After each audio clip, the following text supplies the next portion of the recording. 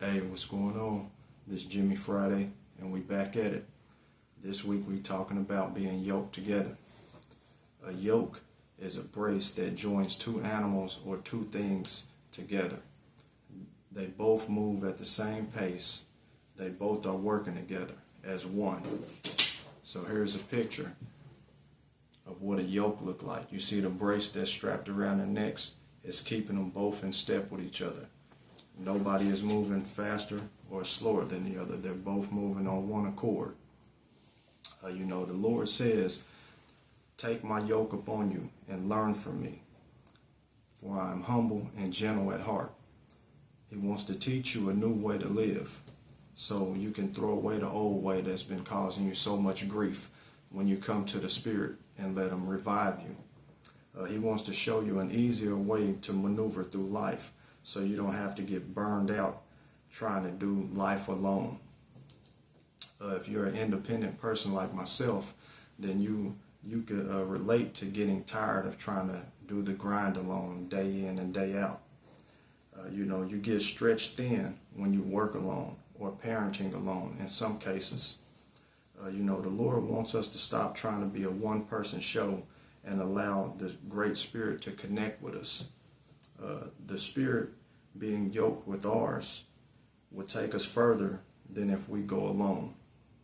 It would take us to our destination much more faster than if we try to do things by ourselves.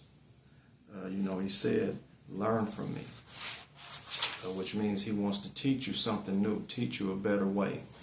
I know it's hard to trust, any person when you have been lied to by people that you have allowed into your personal space.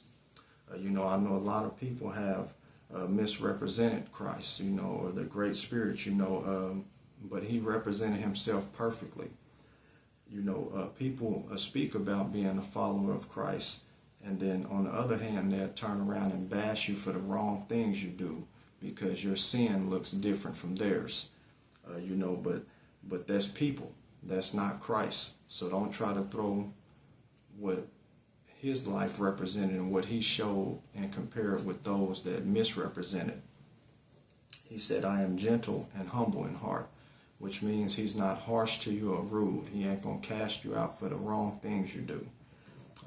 Getting yoked with a partner that knows the way will help preserve your energy along the way, along your journey. You will have help to rest so your soul isn't getting so exhausted at times, and vice versa. The other half is carrying the load and you carry some of the load. So, y'all yoked together. In Revelations, He say, "I stand at the door and knock. And if you let me in, I'll come in and eat with you and you can eat with me." Meaning you both will be eating off the same plate, so nobody is feeling like they're getting less of a portion. You're both you're equal as one. Christ wants you to invite Him in your life. He wants to be invited in. He's not going to force nothing upon you. That's why He said, "I am gentle." He wants you to trust that you will be victorious being yoked together with Him. I get burnt out at times when I'm doing things alone. Reminding myself that I'm yoked with the Creator, it refreshes me. It gives me a new vision. It gives me a refreshness. I feel more alive and rejuvenated at times. When I'm getting so drained from life's problems. It gives me that boast of confidence that I need to keep going whenever I'm pursuing whatever goal that I'm after. What I've come to realize, that the amazing thing about Jehovah Jireh is that even when you're not yoked together with Him, He can send somebody that is yoked together with Him, and they can come and get yoked with you. And the grace that He has is so strong and so in abundance that it will rub off on you, and so now you will become yoked with Him. And so that's why it's like, even in our own stubbornness, He's still willing to lend a hand. He still has a plan to help you get to the destination, to come to the one that can revive you. He said, "Follow me." He calls you a friend, not an enemy, but a friend. You know, in Psalms it says, "My flesh and my heart may fail me, but God is my strength and my rock and my portion forever." You know, so he says, "Let me teach you. You know, let me teach you how to stand on a solid foundation. You know, let me teach you what love look like, no matter how awful the world has tried to portray it." You know, so it said, you know, the Creator is love. You know, so the world is slowly turning everyone against each other just by our opinions and our beliefs. Even with COVID, it has isolated us so much to where we don't do no kind of gatherings as much as we used to. We're not as close and connected like we used to. So that means it's an empty void there. So you might as well get yoked with the Great Spirit and let it get you yoked and get back aligned in on one accord.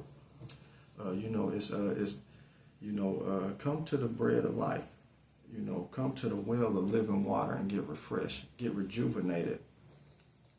You know, you have given all those other vices a try. You know, that has no nutritional value to it. So, you know, why not come to the one that created you? Why not come to the one that, you know, that has made you, that has built you up, you know, that saves you every day, all day long?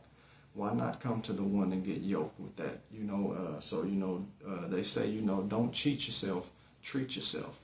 So I advise you to get yoked back to the one that has made you, so that you can still begin and keep pressing forward, because, you know, life is gonna throw you all kind of problems, and you can't do it alone. You can't do it alone. So, you know, get yoked with the Creator. You know, life is a forward march. Forget what's behind you and focus on what's in front of you. So y'all be cool, and let's get yoked together. Let's do this thing, man, and keep on pressing, you know, because life is tough on everyone. No one's gonna do it alone. Everyone is gonna need some kind of help, some kind of support. So y'all keep your head up and y'all be cool.